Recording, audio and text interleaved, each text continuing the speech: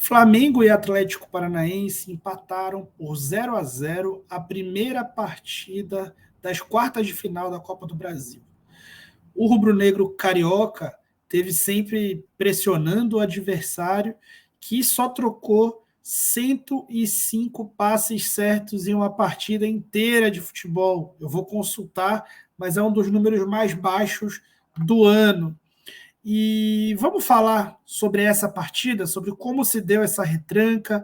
Ela foi bem feita? Ela foi mal feita? O que o Flamengo fez para tentar furar essa retranca? Será que o Flamengo teve dificuldade para furar a retranca? Vamos falar sobre os aspectos gerais desse jogo no vídeo que vem a seguir. Então, se inscreve no canal, chama a galera enquanto eu rodo a vinheta.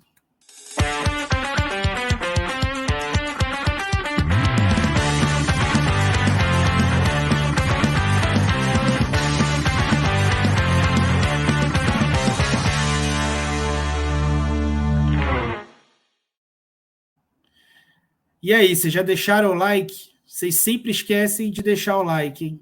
Vamos deixar o like para a gente contribuir para o canal crescer, né? Senão vocês vêm aqui falando que fulano de tal televisão tem muito mais espaço que você. Lógico, vocês não deixam o like, né? Tô brincando. Vamos lá, pessoal, falar. Eu vou já colocar campinho, vou colocar tela, vou colocar imagem. O que eu queria falar para vocês aqui no aspecto geral? Foi um jogo onde duas propostas distintas se confrontaram, né?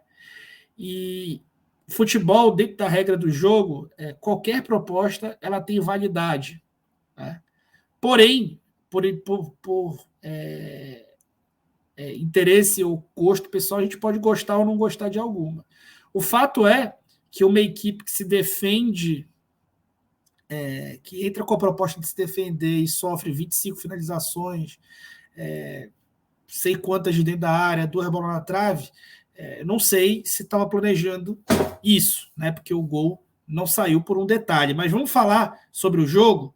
Antes disso, queria perguntar para vocês se vocês têm interesse de escutar os meus comentários durante os jogos do Flamengo. Vocês têm esse interesse? Bom, caso você tenha esse interesse, você tem essa oportunidade. Os membros do canal do Falso 9 têm acesso ao Telegram do canal, onde eu faço a transmissão de todas as partidas do Flamengo. Eu fiz de todas as partidas do Flamengo no ano até aqui. Tá? Então, você paga R$5 por mês, que é uma taxa simbólica, fomenta meu trabalho e entra lá no grupo, a gente vai bater papo e durante os jogos eu vou fazer os comentários em áudio durante a partida, enquanto ela acontece. Eu vou falar de vários detalhes, como, por exemplo, um escanteio que o Flamengo bateu aos 7 minutos, mandando 3 jogadores para a área para tentar manipular os encaixes individuais na bola parada do Atlético, parecido como fez contra o Grêmio em 2019, entre outros detalhes. Mas vamos falar sobre o jogo? Vamos lá.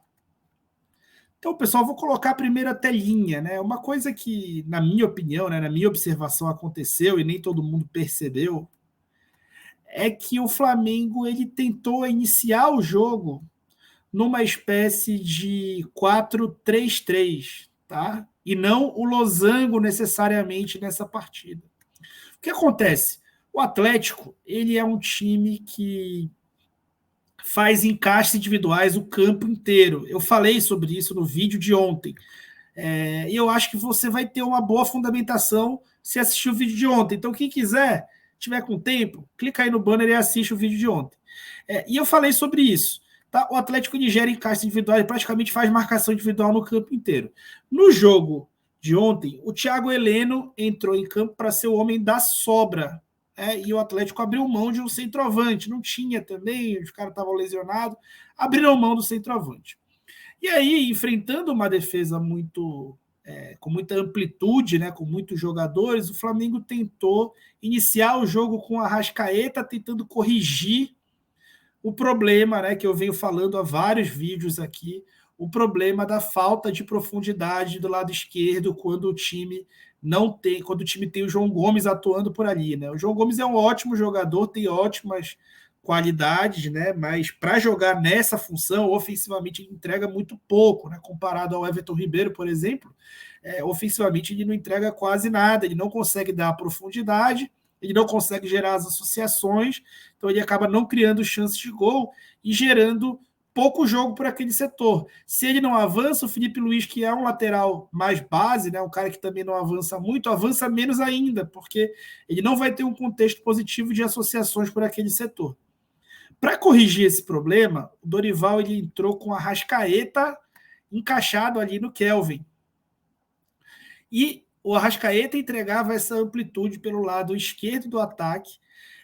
Pelo lado direito, o Rodinei entregava essa amplitude. Se vocês forem notar, forem reassistir a partida, vocês vão ver que o Rodinei ultrapassou muito menos nesse jogo.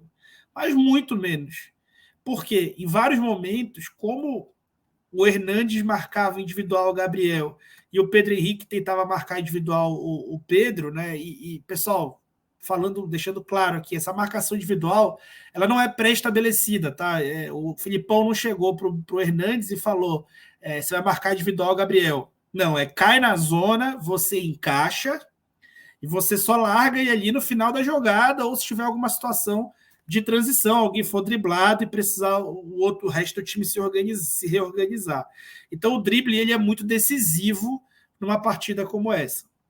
E aí, como o Dorival planejava gerar alguns desequilíbrios, algumas ultrapassagens do próprio João, do Everton, e tentar quebrar aqui essa dinâmica, o Rodinei ultrapassou poucas vezes no jogo, e algumas vezes ele chegou a ensaiar aí e não foi. Ele tinha uma instrução clara de não afundar. E assim o Flamengo ocupava esses 4 encaixes, né, no início da partida. E o Gabriel se movimentava muito, tirava o Hernandes e criava espaço para o Everton entrar. E por isso também o Rodinei não entrava. E aí o Flamengo até em algumas bolas longas que tentou, o Pedro se movimentava, trazia o Pedro Henrique, o Gabriel corria para o outro lado do campo, para trás dele. O Gabriel funcionava quase como um peão, né, um jogador estratégico que se movimentava e se desmarcava.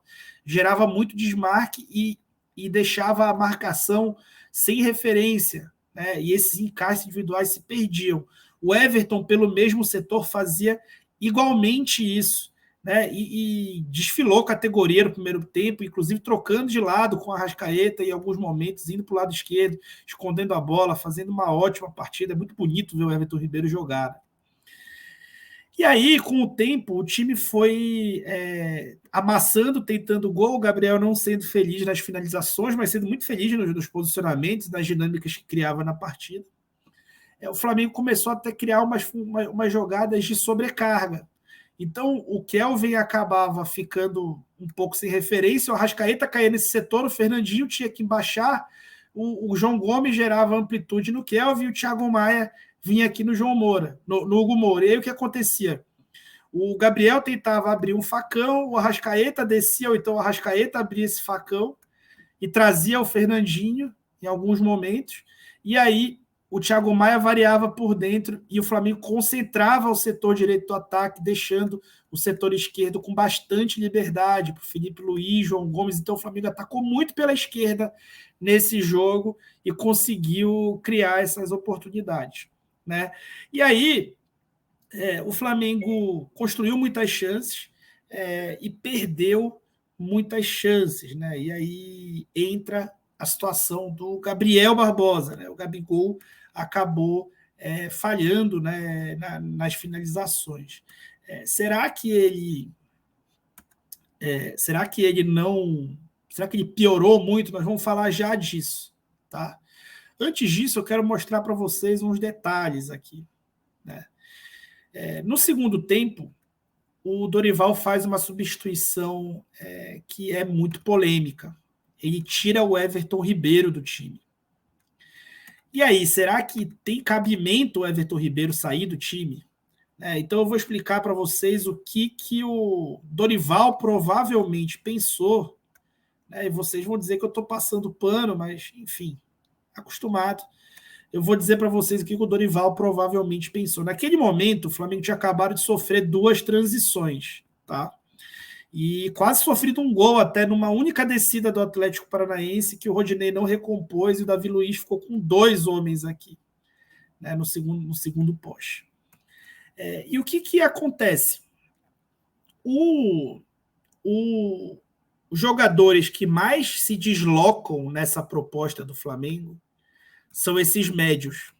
O primeiro volante geralmente é aquele cara que corre muito, que limpa o para-brisa, como falam, que vai e fica sobrecarregado. Tem muita gente que tem a ideia do Márcio Araújo, do Cuéllar no Flamengo, que eram caras que faziam muito isso.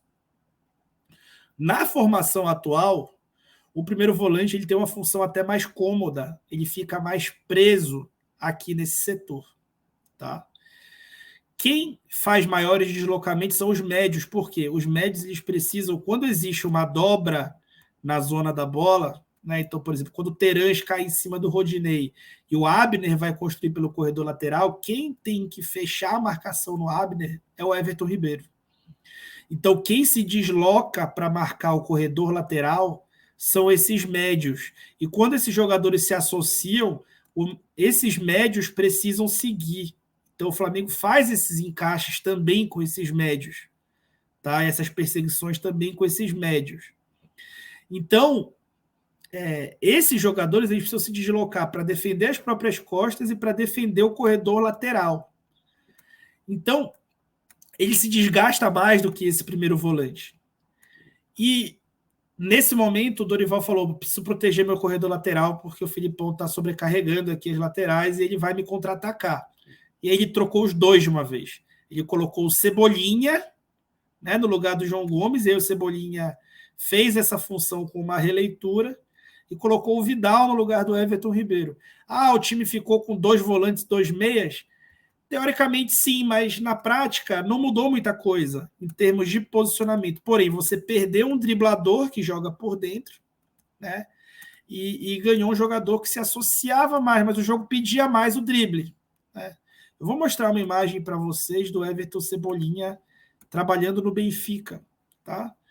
Exatamente igual, né? A gente vê aqui o primeiro volante, acho que era o Tarabit, ou não, era o Julian Weigl, né? E o Everton Cebolinha fazendo a marcação do corredor lateral, tá? Mesmo ele sendo esse meio-campista, esse extremo, né? Esse ponta, ele sem bola é esse médio, né? Esse jogador que precisa fazer a marcação do corredor lateral. Então é algo que ele está acostumado, né? E o Dorival já fez uso dele várias vezes nessa função e parece que vai ser esse o aproveitamento do Cebolinha nesse momento, tá? E aí o Flamengo cai, né, na partida com a saída do Everton, porque ele perde esse drible, o Cebolinha e o Vidal ainda não estão muito bem, né, ainda não estão executando tão bem essas funções, mas ainda assim ele cria chances suficientes e o Gabigol, que está muito bem se movimentando, criando espaço, ajudando os companheiros, ele também está perdendo bastante oportunidade de gol, né, e ele sempre perdeu, né, e é sobre isso que a gente vai falar agora nessa tela. Então, sem contar com esse jogo, né, aqui no lado esquerdo, Gabriel e Pedro, no lado direito, o Gabriel, nessa temporada, descontando jogos fáceis, né, jogos contra times pequenos do Campeonato Carioca e jogos pela seleção brasileira. Vejam como agora, com o Pedro, ele tem o dobro das chances de gol que ele tinha, ele tem o mesmo aproveitamento de chances que ele tinha, tá? O aproveitamento de gols esperados, o aproveitamento de XG dele baixou um pouquinho de 92% para 86%. Não é um aproveitamento tão baixo porque ele faz alguns gols menos prováveis, né? E aí isso melhora o número dele. Chances criadas, ele criava 0,63, agora cria 2,17. Passe-chave, ele passava 1 por jogo, agora passa 1,67. Então, ele é um cara que melhorou o seu desempenho, né? Ele está tendo um bom desempenho ofensivo, porém ele não está assinalando os gols, e os gols dele estão sendo muito necessários porque ele tem tido muitas chances de gol, ele tem tido talvez até mais chances de gol do que o próprio Pedro, tá? E aí numa Copa você perder os gols, isso condiciona completamente o confronto. E o jogo acabou ficando condicionado a isso. O segundo jogo vai ser num contexto desfavorável para o Flamengo, num estádio muito difícil de jogar, com um gramado muito complicado, né? Um estádio que vai estar lotado, pressionando muito o Flamengo. E vamos entender, né, como é que o time vai se portar. O Flamengo tem condição de superar? Todas as condições de superar. É um time que jogou muito, muito bem por 60 minutos na partida dessa quarta-feira e que pode fazer 60 minutos bons também ou 90 e vai ser suficiente para construir novas chances de gol. E aí o Atlético vai ter que contar novamente com a sorte de o Flamengo não converter essas chances. Não existe uma proposta defensiva eficaz quando você sofre 2 bolas na trave e 6 finalizações de dentro da área, uma chance, no mínimo, uma chance claríssima de gol, retira uma bola em cima da linha, foram 10 finalizações de dentro da área, então não tem como, né? Quando o seu time fica tão próximo de perder, não tem como ele ter executado uma proposta defensiva boa, né? E essa é a minha opinião. Qual é a sua? Achou que o Flamengo jogou bem? Achou que jogou mal? Achou que a mudança do Dorival foi errada? Eu já expliquei para vocês, né? Ele pensou no equilíbrio defensivo da equipe, mas acabou perdendo um jogador com capacidade de drible e logo depois o Arrascaeta cansou demais. Mas o Flamengo ainda assim produziu o suficiente para vencer e o grande vilão foi o aproveitamento das chances. Então a responsabilidade do não resultado está dentro de campo e não no seu treinador, na minha opinião. Qual é a sua? Vem comigo aí e comenta no vídeo. Deixa o like aí e compartilha com a galera. Fui!